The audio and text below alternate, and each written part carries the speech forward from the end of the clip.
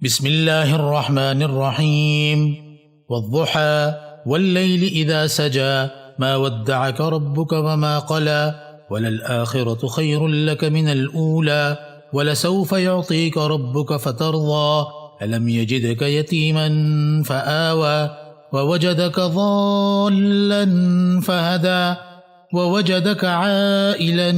فأغنى فأما اليتيم فلا تقهر وَأَمَّا السَّائِلَ فَلَا تَنْهَرْ وَأَمَّا بِنِعْمَةِ رَبِّكَ فَحَدِّثْ۔ گزشتہ سورت یعنی سورۃ اللیل میں آیت فَأَمَّا مَنْ أَعْطَى وَاتَّقَى سے فَسَنُيَسِّرُهُ لِلْعُسْرَىٰ تک تمام ضروری اصول و فروع کا اجمالی بیان اور ان کی تصدیق و بجا آوری یا تکذیب و نافرمانی پر وعدہ اور وعید مذکور تھا، جو کہ ماقبل کی صورتوں بلکہ تمام قرآن مجید کے لیے بمنزلہ خلاصہ کے ہے۔ اب سورۃ الضحیٰ سے سورۃ الناس تک ان ضروری اصول کی بعض جزیات اور ان کے مناسب مضامین مذکور ہیں، تو گویا آنے والی تمام صورتیں سورۃ اللیل کی کسی قدر تفصیل ہیں۔ چنانچہ ان اہم مضامین میں سے ایک مسئلہ رسالت کا بھی ہے، جس کا بیان دوسرے مضامین کے ساتھ اس صورت میں ہوا ہے، جیسے رسول اللہ صلی اللہ علیہ وسلم پر بعض انعامات کا فیض فرمانا اور ان کے شکریہ میں آپ صلی اللہ علیہ وسلم کو احکام کا مخاطب فرمانا وغیرہ وغیرہ۔ اس تقریر سے آئندہ تمام صورتوں کا باہمی ربط اور ماقبل کے ساتھ تعلق واضح ہو گیا۔ اب آگے ہر صورت کے لیے الگ الگ ربط بیان کرنے کی ضرورت نہیں، بلکہ اسی تقریر کی طرف اشارہ کر دینا کافی ہوگا، اگرچہ باہم سب صورتوں میں مستقل ربط ادنا غور فکر تأمل سے بھی معلوم ہو سکتا ہے۔ چونکہ آگے چھوٹی چھوٹی صورتیں ہیں، اس لیے سب کو ایک تقریر میں منسلک کر دینا زیادہ مناسب معلوم ہوتا ہے، جیسا کہ امام رازی رحمہ اللہ نے بھی سورہ کوثر کی تفسیر میں والضحیٰ سے آخر تک کا ربط ایک ہی تقریر میں لکھا ہے، لیکن ان کی تقریر بہت بلند اور دقیق مضامین اور طوالت پر مشتمل ہے، اور ہماری یہ تقریر مختصر بھی ہے اور آسان بھی۔ اس صورت کا شان نزول یہ ہے کہ ایک مرتبہ آپ صلی اللہ علیہ وسلم کسی بیماری کی وجہ سے 2-3 رات تہجد میں نہ اٹھ سکے۔ ایک کافر عورت یعنی ابو لہب کی بیوی نے کہا کہ معلوم ہوتا ہے کہ آپ کے شیطان نے آپ کو چھوڑ دیا، اور اتفاق سے وحی آنے میں بھی دیر ہو گئی تھی، جس پر دوسرے مشرکین نے بھی کہا کہ ان کے خدا نے انہیں چھوڑ دیا ہے۔ اس پر یہ صورت نازل ہوئی۔ واضح رہے کہ وحی میں تاخیر کے واقعات متعدد مرتبہ پیش آئے ہیں۔ ایک مرتبہ قرآن کریم کے نزول کی ابتدا میں پیش آیا، جسے فطرت وحی کا زمانہ کہا جاتا ہے۔ یہ سب سے زیادہ طویل تھا۔ وحی میں تاخیر کا ایک واقعہ اس وقت پیش آیا جبکہ مشرکین یا یہود نے حضرت صلی اللہ علیہ وسلم سے روح کی حقیقت کے متعلق سوال فرمایا، اور آپ نے بعد میں جواب دینے کا وعدہ فرما لیا، مگر انشاءاللہ نہ کہنے کے سبب کچھ روز تک وحی کا سلسلہ بند رہا۔ اس پر مشرکین نے یہ طعنے دینا شروع کیے کہ محمد کا خدا ان سے ناراض ہو گیا اور ان کو چھوڑ دیا۔ اسی طرح کا یہ واقعہ ہے جو سورہ والضحیٰ کے نزول کا سبب ہوا۔ یہ ضروری نہیں کہ یہ سب واقعات ایک ہی زمانے میں پیش آئے ہوں، بلکہ آگے پیچھے بھی ہو سکتے ہیں۔ والضحیٰ قسم ہے دن کی روشنی کی، واللیل اذا سجا اور قسم ہے رات کی جب کہ وہ قرار پکڑے۔ قرار پکڑنے کے 2 معنی ہو سکتے ہیں۔ ایک حقیقی معنی یعنی رات کی تاریکی اور ظلمت کا پورا اور کامل ہو جانا، کیونکہ رات میں اندھیرا رفتہ رفتہ بڑھتا ہے اور رات کا کچھ حصہ گزرنے کے بعد مکمل اندھیرا ہو جاتا ہے۔ دوسرے مجازی معنی یعنی تمام جانداروں کا اس میں سو جانا اور چلنے پھرنے اور بول چال کی آوازوں کا ساکن اور خاموش ہو جانا۔ اب آگے قسم کا جواب ہے، ما ودعک ربک وما قلی، کہ آپ کے پروردگار نے نہ آپ کو چھوڑا اور نہ آپ سے بیزار ہوا، کیونکہ اول تو آپ سے کوئی ایسی بات صادر نہیں ہوئی۔ دوسرا یہ کہ حضرات انبیاء علیہم السلام کو اللہ تعالی نے اس سے محفوظ و معصوم بنایا ہے، سو آپ کفار کی خرافات اور لغو باتوں سے غمگین نہ ہوں، جو چند روز وحی کی تاخیر کے سبب یہ کہنے لگے کہ آپ کو آپ کے خدا نے چھوڑ دیا ہے۔ والضحى واللیل اذا سجا، ان قسموں کو جواب قسم یعنی ما ودعک ربک وما قلا سے مناسبت یہ ہے کہ جس طرح اللہ تعالی ظاہر میں اپنی قدرت اور حکمت کے مختلف نشان ظاہر کرتا ہے، دن کے پیچھے رات کو اور رات کے پیچھے دن کو لاتا ہے، سو یہی کیفیت باطنی اور روحانی حالات کی بھی سمجھیے، یعنی وحی کا آنا یہ دن کی طرح ہے اور وحی کا عارضی اور وقتی طور پر رک جانا یہ رات کی طرح ہے۔ جس طرح جسمانی عالم کے لیے دن اور رات کا آنا جانا ناگزیر اور ضروری ہے اور بہت سی حکمتوں پر مشتمل ہے، اسی طرح روحانی عالم میں بھی قبض یعنی تنگی اور بسط یعنی کشادگی کا آنا جانا ضروری ہے۔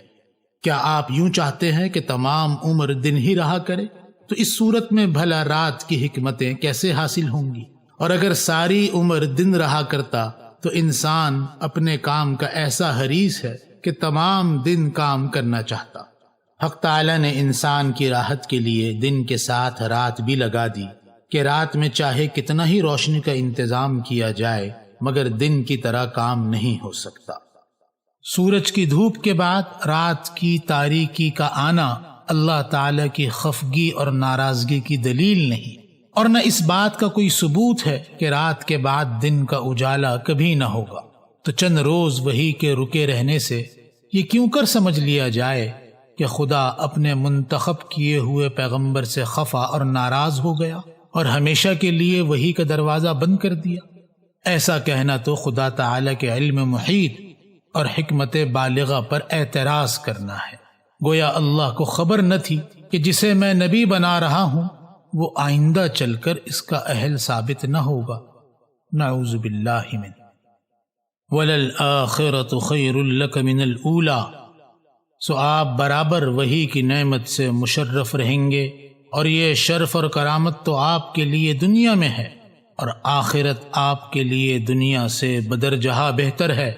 پس آپ کو آخرت میں اس سے بھی زیادہ نعمتیں ملیں گی۔ وَلَسَوْفَ يُعْطِيكَ رَبُّكَ فَتَرْضَىٰ، اور عن قریب اللہ تعالی آپ کو آخرت میں بکثرت نعمتیں دے گا، سو آپ ان کے عطا ہونے سے خوش ہو جائیں گے۔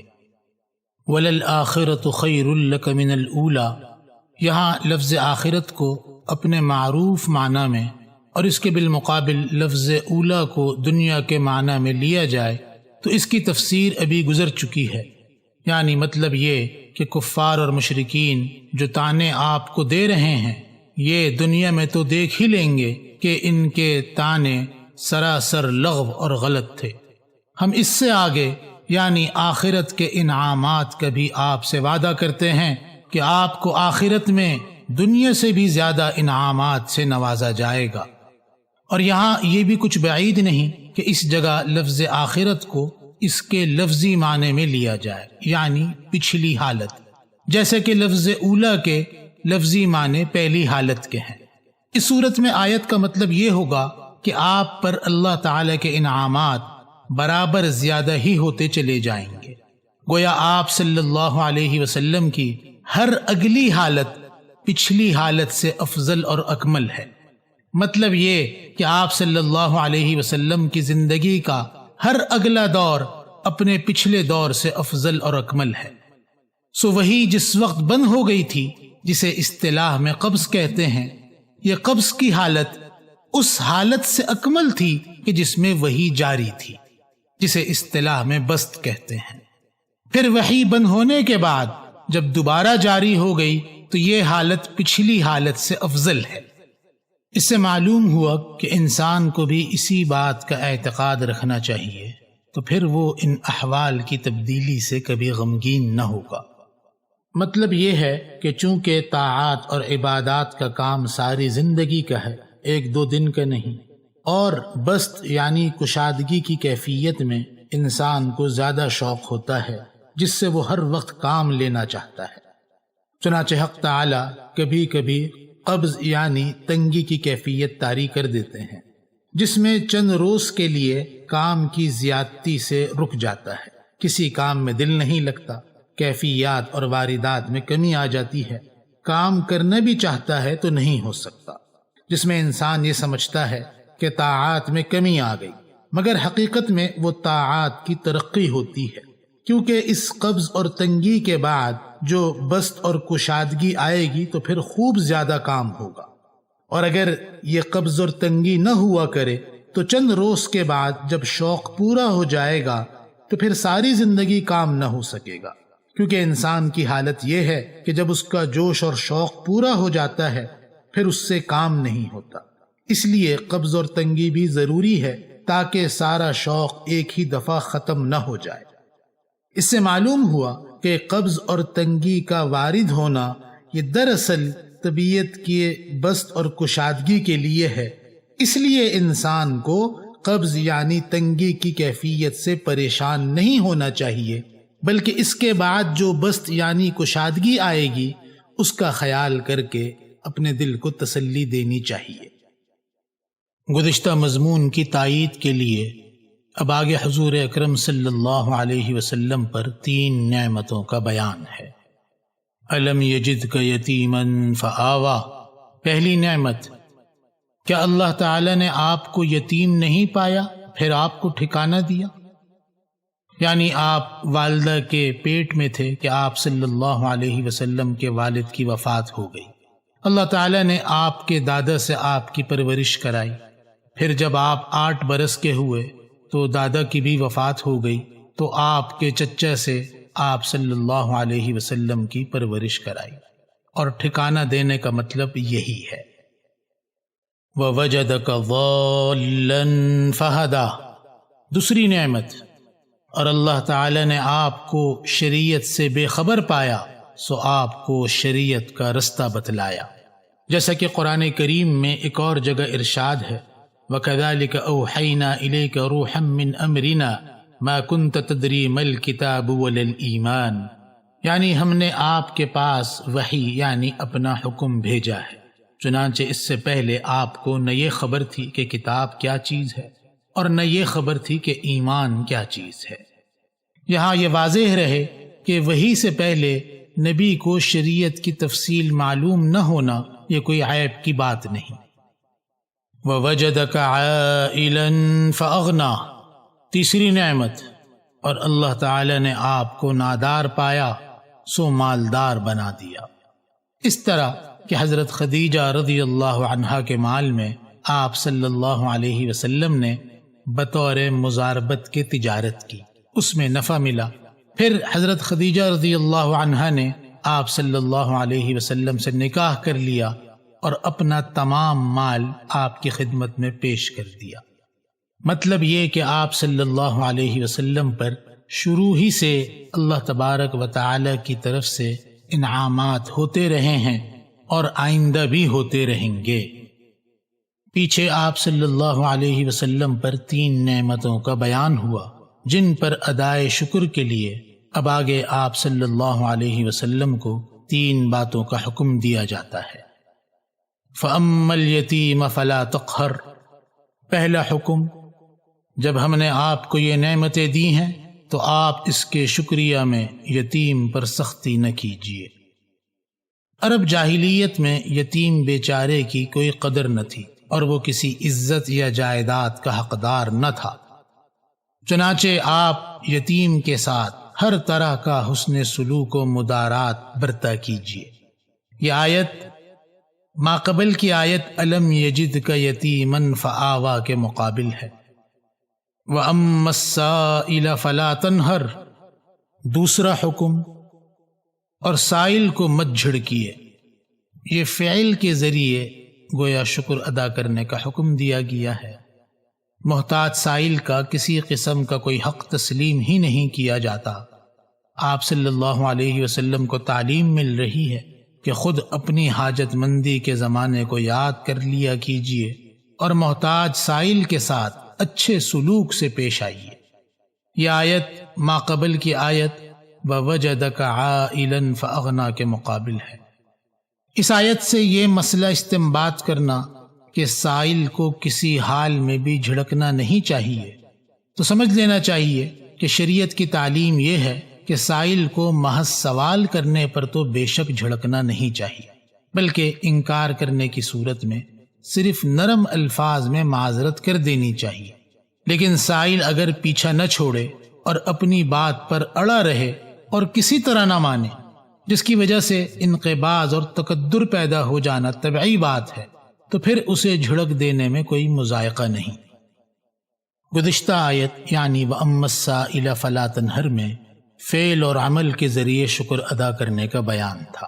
اب آخری آیت میں زبان سے بھی شکر ادا کرنے کا حکم دیا جاتا ہے اور فرمایا جاتا ہے وَأَمَّا بِنِعْمَةِ رَبِّكَ فَحَدِّثْ۔ تیسرا حکم، اور اپنے رب کے مذکورہ انعامات کا تذکرہ کرتے رہا کیجیے، یعنی زبان سے قولی شکر بھی ادا کیجیے کہ اللہ تعالی نے مجھ پر یہ احسان کیا ہے۔ حدث تحدیث سے مشتق ہے، جس کے معنی بات کرنے کے ہیں۔ مراد یہ ہے کہ آپ اللہ تعالی کی نعمتوں کا لوگوں کے سامنے ذکر کیا کریں کہ یہ بھی ایک طریقہ شکر گزاری کا ہے۔ یہاں تک کہ آدمی جو کسی آدمی پر احسان کرے اس کا بھی شکر ادا کرنے کا حکم دیا گیا ہے۔ حدیث میں ہے جو شخص لوگوں کے احسان پر ان کا شکر نہیں کرتا وہ اللہ کا بھی شکر نہیں کرے گا۔ ایک حدیث میں ارشاد ہے کہ جو شخص تم پر کوئی احسان کرے تو چاہیے کہ تم بھی اس کے احسان کا بدلہ دو، اور اگر مالی بدلہ دینے کی استطاعت نہیں تو یہی کرو کہ لوگوں کے سامنے اس کی تعریف کرو، کیونکہ جس نے لوگوں کے مجمع میں اس کی ثنا اور تعریف کی تو اس نے شکر گزاری کا حق ادا کر دیا۔ اس سے یہ بھی معلوم ہوا کہ بعض اللہ کے نیک بندے جب کبھی اپنے کمالات کا اظہار کرتے ہیں تو اس سے ان کا مقصد شکر کی ادائیگی ہوتا ہے، نہ کہ عجب، ریا اور تفاخر۔ سورہ والضحیٰ سے آخر قرآن تک ہر سورت کے ختم پر تکبیر یعنی اللہ اکبر کہنا سنت ہے۔ بعض حضرات نے اس میں یہ حکمت ظاہر کی ہے کہ کچھ دن وحی بند ہونے کے بعد جب یہ سورت نازل ہوئی تو آپ صلی اللہ علیہ وسلم نے خوش ہو کر اللہ اکبر فرمایا تھا، اور پھر شاید مضمون کی مناسبت کی وجہ سے بقیہ صورتوں میں بھی آپ نے تکبیر فرمائی ہو۔